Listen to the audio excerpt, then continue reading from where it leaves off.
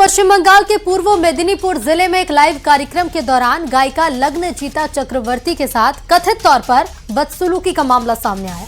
ये घटना भगवानपुर इलाके के साउथ पॉइंट पब्लिक स्कूल में हुए कार्यक्रम के दौरान तब हुई जब सिंगर लग्नजीता ने गीत जागो मां गाया। ये गीत हाल ही में दुर्गा पूजा के दौरान रिलीज हुई फिल्म देवी चौधुरानी का गीत है। और इसी दौरान एक व्यक्ति अचानक मंच पर दौड़ता हुआ आया और बेहद नजदीक पहुंच गया और सिंगर को मारने की भी कोशिश की। सिंगर लग्नजीता के मुताबिक आरोपी महबूब ने उन पर चिल्लाते हुए कहा कि बहुत हो गया, जागो मां, अब कुछ सेक्युलर गीत गाओ। और इसी मामले में पुलिस ने एक्शन लेते हुए आरोपी महबूब मलिक को गिरफ्तार कर लिया है। With the Bhaganpur incident which happened yesterday night, it's a very unfortunate one. The moment we came to learn about that, we reached out to the singer, we assured her, we asked the OC to arrest the accused immediately. और पूरा उत्तर भारत कड़ाके की ठंड, घने कोहरे और सर्द हवाओं की चपेट में है। तो पहाड़ी राज्यों में बर्फबारी से मौसम मस्त हो गया है और जम्मू कश्मीर से लेकर हिमाचल और उत्तराखंड तक ऊंचाई वाले इलाकों में बर्फबारी भी शुरू हो गई है और सैलानियों के चेहरे खिल उठे हैं। पहाड़ों से बर्फबारी की जो तस्वीरें आई हैं, उनमें वहां सैलानी मस्ती करते हुए दिखाई दिए हैं।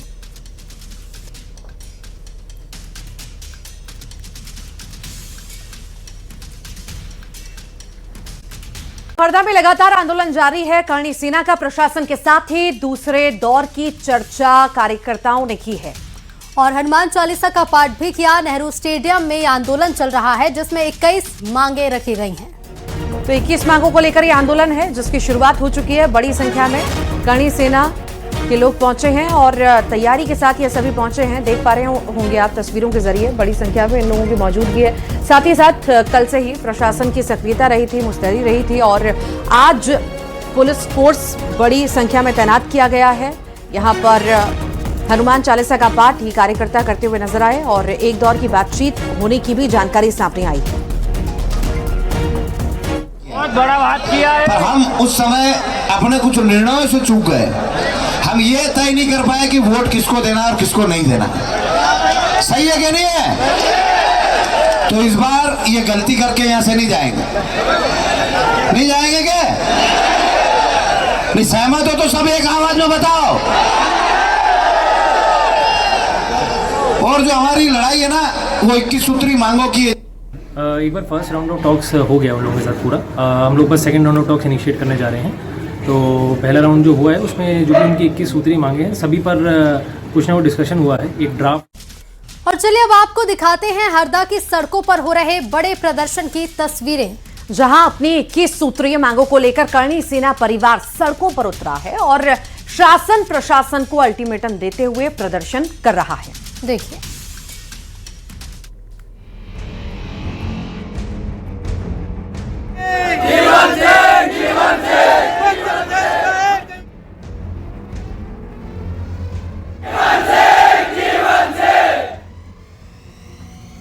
मध्य प्रदेश के हरदा में करणी सेना परिवार का जन क्रांति आंदोलन शुरू हो गया। शनिवार रविवार की दरमियानी रात को ही पूरा शहर करणी सैनिकों से भरा नजर आया। हजारों की संख्या में करणी सैनिक नेहरू स्टेडियम पहुंचे और अपनी 21 सूत्रीय मांगों को लेकर हल्ला बोल दिया।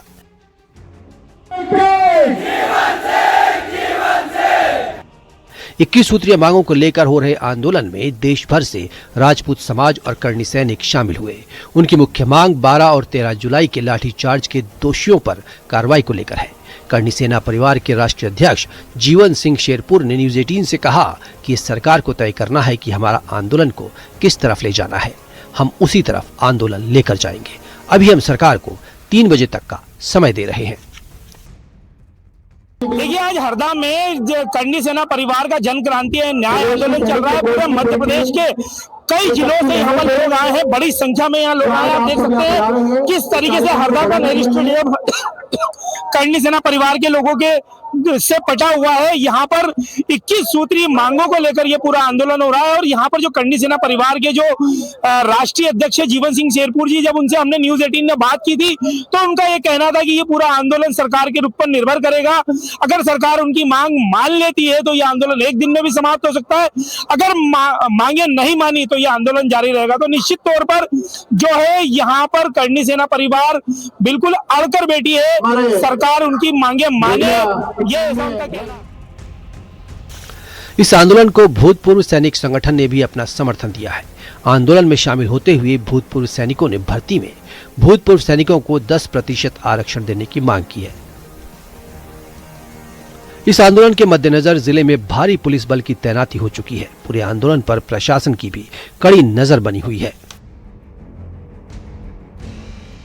जनता के द्वारा चुनी हुई सरकार जनता के ऊपर लाठीचार्ज करे और निर्दोष जनता के ऊपर लाठीचार्ज करे, उसके विरोध में जन समूह जीवन सिंह शेरपुर के नेतृत्व में आज यहाँ इकट्ठा हुआ है। सरकार से मांग कुछ नहीं है, सरकार से ये कहा कि जो नालायक अधिकारी है जिन्होंने सरकार को आज कटघरे में खड़ा कर दिया, उनके खिलाफ कार्रवाई क्यों नहीं हुई, इसका जवाब। सरकार बड़ी चिंताजनक स्थिति है। यहाँ हाडा में हमने किन्हीं अधिकारियों पर विश्वास किया और विश्वासघात हमारे साथ हुआ, हमारी पीठ में छुरा घोंपा गया, हमारे युवाओं पे लाठीचार्ज हुआ। मुद्दा वो नहीं है, मुद्दा वो है कि हमारे समाज की महिलाओं को प्रताड़ित किया गया। एक छात्रावास में घुस के उस पर अंधाधुंध लाठियां बरसाई गई। उन अधिकारियों पे कार्रवाई नहीं होगी जब तक हम लोग की बाकायदा यहाँ पे विरोध में रहेंगे। और जीवन सिंह शेरपुर जब जहां कहीं भी बोलेंगे, पूरा समाज 3600 कौम उनके साथ है। मैं राजस्थान की धरती से हूँ, 1000 किलोमीटर दूर से हूँ। क्यों हो? क्योंकि गलत और सही को सही बोलना आपको आना चाहिए। सुरक्षा को और पुख्ता करने के लिए संवेदनशील इलाकों में हाईटेक सीसीटीवी कैमरे लगाए गए। इतना ही नहीं, ड्रोन कैमरों से लगातार निगरानी की गई। किसी भी आपात हालात से निपटने के लिए 1500 अतिरिक्त पुलिसकर्मी रिजर्व में रखे गए, जबकि आसपास के जिलों का पुलिस बल भी अलर्ट मोड पर है। आंदोलन स्थल के आसपास barricading, route diversion, picketing, patrolling और ट्रैफिक मैनेजमेंट की व्यवस्था भी की गई है। हरदा से न्यूज़ 8। बंपर जीत के बाद बीजेपी के लिए अगला सबसे बड़ा चैलेंज है पश्चिम बंगाल। अगले साल 2026 में पश्चिम बंगाल में विधानसभा का चुनाव होने वाला है, जिसके लिए बीजेपी ने अपना प्लान लॉन्च भी कर दिया है। बंगाल के लिए क्या है बीजेपी की रणनीति, आपको इस खास रिपोर्ट में दिखाते हैं।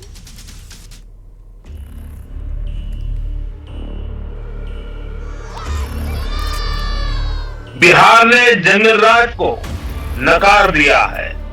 अब पश्चिम बंगाल में जो महाजंगल राज चल रहा है उससे हमें मुक्ति पानी है। बंगाल विजय के लिए बीजेपी का नवीन प्लान। बंगाल के भद्रलोक पर बीजेपी का फोकस। बौद्धिक वर्ग को पाले में लाने की रणनीति। 2026 के चुनाव में बीजेपी का मिशन 200। बंगाल विधानसभा चुनाव के लिए बीजेपी का नवीन प्लान लॉन्च हो गया है। शीतकालीन सत्र के खत्म होने के ठीक बाद पीएम मोदी ने नादिया का दौरा किया और अब गृह मंत्री अमित शाह पश्चिम बंगाल का दौरा करने वाले हैं। सूत्रों के मुताबिक प्रधानमंत्री नरेंद्र मोदी, गृह मंत्री अमित शाह, बीजेपी अध्यक्ष जेपी नड्डा, कार्यकारी अध्यक्ष नितिन नबीन, रक्षा मंत्री राजनाथ सिंह और परिवहन मंत्री नितिन गडकरी के बंगाल विजिट का प्रोग्राम लॉक हो गया है। मतलब बजट सत्र के पहले बीजेपी के सभी सीनियर लीडर बंगाल का दौरा करने वाले हैं।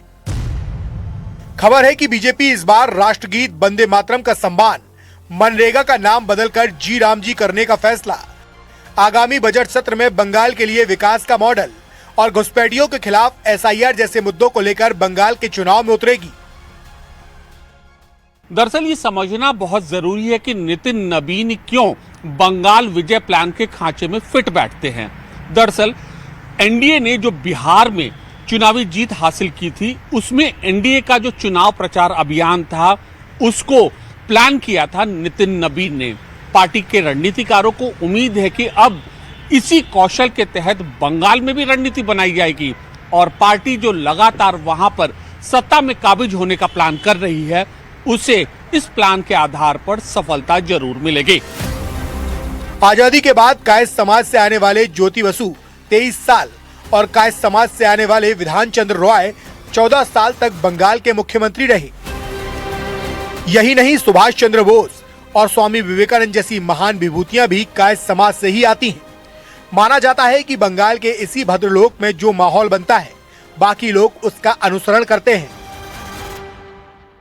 मैं भी युवा मोर्चा का अध्यक्ष था पश्चिम बंगाल में, और उन्होंने जीएस था, तो बहुत अच्छे हुआ। एक युवा के साथ पश्चिम बंगाल युवा पूरा एक होते लड़ेंगे, क्योंकि भारतीय जनता पार्टी ऐसे कर सकते हैं, जो युवा है युवा को साथ में लेके लड़ेंगे। तो हमारा प्रेसिडेंट भी युवा है, हम लोग उनके साथ पूरा पश्चिम बंगाल 2026 में हम लोग तृणमूल सरकार को हटाएंगे। हालांकि बीजेपी के लिए 2026 में चुनौतियां कम नहीं है। राज्य का करीब 27% मुस्लिम वोट बैंक टीएमसी के पक्ष में है। ऐसे में हिंदू वोट बैंक को अपने पक्ष में एकजुट कर पाना बीजेपी के लिए बड़ा चैलेंज है। जानकारों के मुताबिक बंगाल के लिहाज से नितिन नवीन की सॉफ्ट इमेज बीजेपी के पारंपरिक हिंदुत्व चेहरे से अलग है और वो ममता बनर्जी के भावुक स्टाइल का काउंटर कर सकते हैं।